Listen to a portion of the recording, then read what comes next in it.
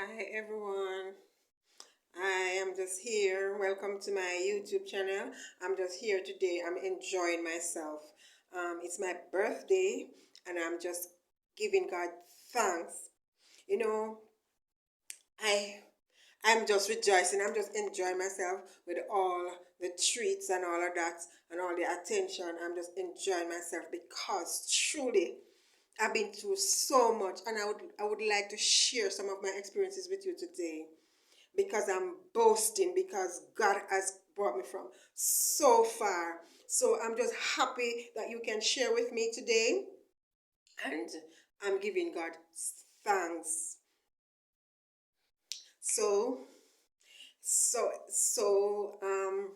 I don't know where to start from. I'm just feeling good. I'm feeling blessed to be alive and well. Uh I can remember when I was a little girl. I grew up. I grew up in a family home. I didn't grow up with my father, but I grew up in a family home of. I had three sisters and two brothers, and as a little girl, I was so withdrawn. I was so shy. I was so foolish. I went through so much things, and I kept them and I pondered them in my heart. And but I'm always this one away person who don't believe in crowd. I just don't like crowd and I don't like people shout at me and I don't like embarrassment. So I was so cry and shy away. But growing up God has brought me from levels to levels, stages to stages. And these are some of the things that I really want to share on my channel with you. But I'm not going to give you everything today. But I'm just giving him thanks. Remembering that I I went from stages to stages. But I just want to share a little of my church life with you. As a little girl, I grew up going to um, Catholic. I remember they taking me to Catholic church on a Sunday morning, and it was it was for a while, but the experience I had going to Catholic church was not much. I can remember I went to Catholic, and in the mornings when I go to church, they would just like sing the song. I can remember them singing Holy, Holy Lord God Almighty, and they do this thing here and touch themselves like this. And church was over. It is not much to talk about, but I can remember at a very tender age, I was dragged to church, to Catholic church, and after that, a while, nobody goes to Catholic anymore. But I remember my elder sisters, they began going to Church of God of Prophecy. And that's where I tug along with them and I was taken to church because I was the youngest of all. Yes, I was the wash belly. So I started going to Church of God of Prophecy with them. And I remember growing up a little older in the Church of God of Prophecy, and I like church and all of that because I thought that yes, this was the right thing to do and serving God. I know that I was supposed to serve God, but I didn't know anything much. I was young and inexperienced and all of that. But I remember after a while, my two sisters that used to go to Church of God of Prophecy, one of them, she backslid. So it left only me and another sister going there. But that sister got married and she left the family home. So it was like me alone supposed to go to church in the nights and on a Sunday morning because there were night services and there was Sunday morning. So I can remember going to church on Sunday nights. My mother didn't want me to go out in the nights because it was me alone and she was saying that it was not safe, but I convinced her. I was very good at that, talking to my mother, and she would say, all right, go on. And I remember going for a while, and each night I go to church, somebody would take me home because I was a little girl and I lived off the main. When you live in the country, off the main would mean like you're going through some dark places and lonely places all by yourself. So I was escorted home by somebody, a different person each time I go. So there was this one Sunday night I went to church, and this elder man, he escorted me. I felt good and I was heading my way home and he was coming behind me, and I was all my whole intention was to reach home. But I can remember when I almost reached to my gate, I was grabbed. He grabbed me from behind and spin me around. And when he spun me around and I turned around, I was facing his erect penis. And he was telling me how good it could be and all of that. Now I had to think fast. And I remember I whirled myself out of his hand and screamed. And I looked up and I saw my mother move the curtain. And she called out to me. And she called out and she said, Serena. And I said, come in, mom. But I went inside. The man went away and I went inside. And I did not tell my mother anything because I know she would get upset. She would get upset with me. Excuse me a minute.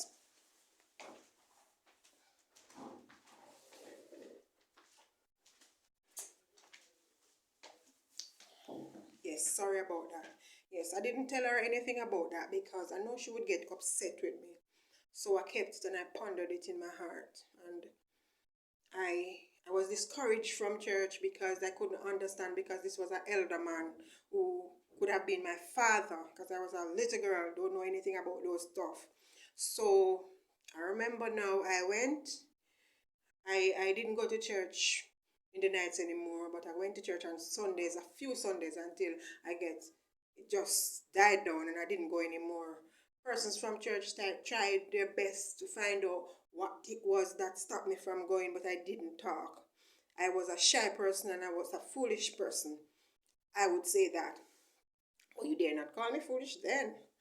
And I remember years after now, my sister now, my elder sister, the eldest one, she never used to go to church at all. She never liked church. She criticized us.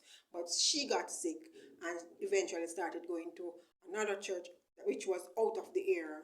So she invited me and said I must come. So I went and I liked it and it was different from the rest. And I worked myself.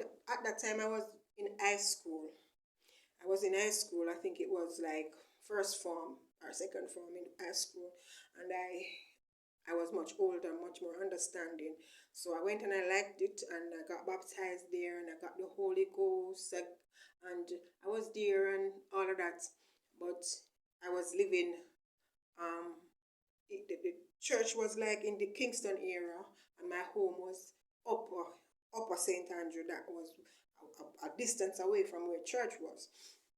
So I used to stay at church because I was on the youth choir now, and I used to stay at church in the nights. There was bedrooms upstairs, so whoever wanted to stay, who lived far, could stay. So I used to stay at church in the nights. And I can remember staying at church one night and there was nobody else staying, and I thought I was alone. And I was in the bedroom, went up, and I had on my slip and I pulled it over my top and removed my other clothes, and I was there in the bedroom sleeping. And after I was in the bedroom sleeping, I was awakened by snores, heavy snores. So when I woke up, I got up and I looked. There was a minister. He was seated on a chair right beside my bed. Remember now, I was so young, naive. I didn't know nothing about in relationship or anything like that. I was inexperienced to everything. So when I saw the man sitting on the bed, I got up and put on all my clothes and I sat up in the bed for a while. I didn't say anything to him, but I was watching him and he did not move. He was just there snoring. So I thought more or less it's nothing to worry about. He was sleeping. So I just laid down and I went back to sleep. And I slept, and when I got up early in the morning, he was nowhere in sight. So I said, maybe it's nothing to worry about. But it was still bothering me, but I said, maybe it's just me thinking. And I was saying, why was he in the room? Why didn't he sit in another room? Because there were so many rooms upstairs, and he could have stayed downstairs, and there were rooms upstairs. And he decided to sit in the room that I was. However, I got up and I get myself freshed up and ready, because we would have had fasting, youth fasting, for that Saturday morning. It was a Friday night. It was a Friday night. I'm sorry if I said Sunday. It was a Friday night, and we would have had fasting the Saturday morning, yes. So I was waiting now for fasting service. So I fresh up and I sat on the bed with my little Bible and I was reading and waiting because fasting would have started like 10 o'clock. So I would have to wait. And I didn't want to go home to come back. So I sat there and I was sitting on the bed reading my Bible. And then I just see the man push the door and come in. Him just push the door and him come in and him sit right on the bed beside me. And the first thing that he said, "You're lucky, sir, you find so much time for read your Bible." And when he said that, I was shocked, but I didn't get much chance to think because he grabbed me around the waist and began to whirl himself, to wind up himself on me. So I had to think fast now. So I don't know where I got that strength. Up to now, I can't know how I got that strength as a young little girl. And I just spin and fling him off me. And I got up and head myself now to go downstairs. When I went to the grill to open the grill to go downstairs, the grill was locked. So I said, "No man, this plan," that was what was in my mind. So I hold the grill with my hand and I begin to shake the grill like this, shake the grill. When I shake the grill and it was making a lot of noise, he was like, "Shh, shh, let me open it, let me open it." And he come and he opened it. I stepped one side and he come and he opened it. When he opened it, I spun downstairs now because the pastor lived across the road from church. So I was, sorry, I was going downstairs now to tell the pastor, and with all intention now. So when I reached the gate now, it's like this fear came over me now and I couldn't do it. I couldn't do it. I just stopped outside and I turned back. And when I turned back and I looked, he was standing at the door of the church and watching me. And I didn't do it. I went back and I stayed at fasting service, and during fasting service I couldn't even pray. And every time I opened my eye, he was there looking at me. And he was there looking at me. So each time he tried, after that day, each time he tried to approach me. So if I see him coming on that side, I would turn away and walk away from him. But there was one particular day that he cornered me and I couldn't escape, and I decided to listen what he was saying. And he said he was sorry. It was a moment of weakness and he is sorry. And I told him that I don't have anything against you and I forgive you. But deep down within, I didn't let it go. I didn't hate the man, but I didn't let it go. Because every time he goes in the pulpit to preach, all I can see and remember is what he did to me.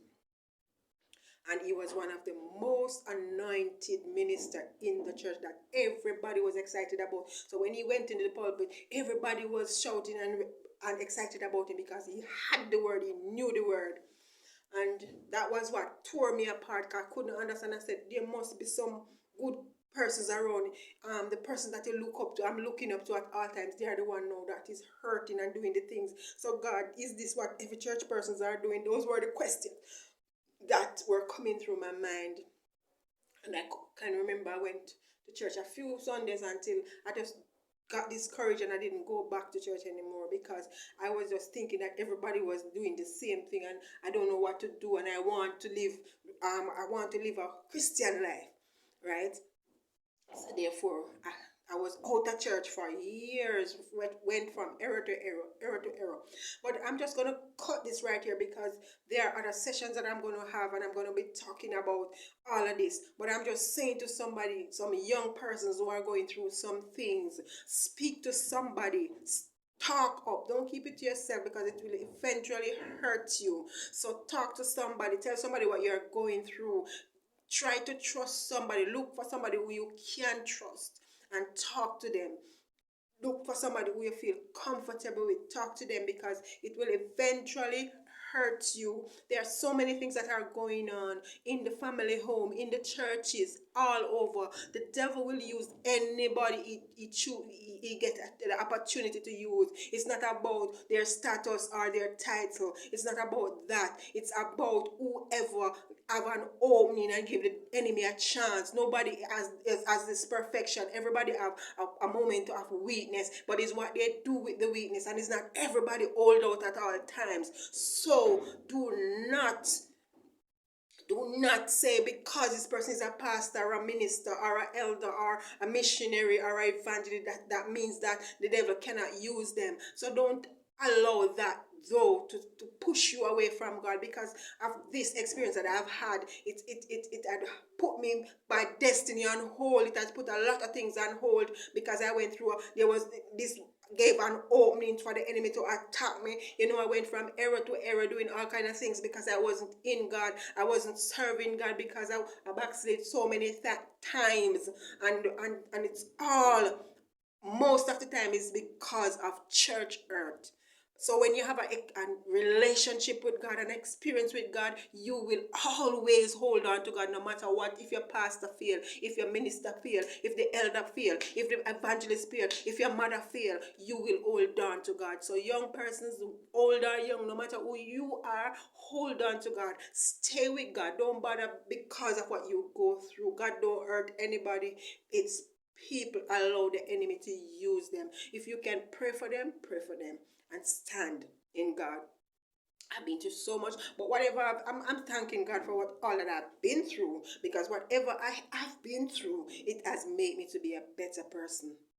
And today I'm celebrating my birthday, and I'm so proud of myself. I'm so glad. I can say I am 48 years old today, and I'm still holding on to God. Sometimes I fall, sometimes I turn over, sometimes I kick over, but I'm holding on to God, and I'm giving him thanks for his precious blood. Had it not been for his blood and for his grace and his mercy, one like me would have been lost, because the amount of time that I failed him, the amount of time, because of brainwash, I was brainwashed so much. I was a close Christian, I was a here Christian, I was everything. But I'm telling somebody today, it's not about your clothes. I'm not saying any Christian to walk half naked or to look certain way, but it's not about how tall your dress is. A lot of persons are in some tall long dress, and they are the devil them himself. So don't judge a person because of how they dress. Don't judge them. God looks at their heart, and whatever is inside will transform you. So think about your inner man and ask God at all times to strengthen your inner man and move from level to level. Don't stay on the back page. Don't stay on the back page. Learn to trust God. Thank you for joining me, and we certainly have more talks like this. And I'm looking forward into interacting with you and to communicate with you. God bless you. Love you.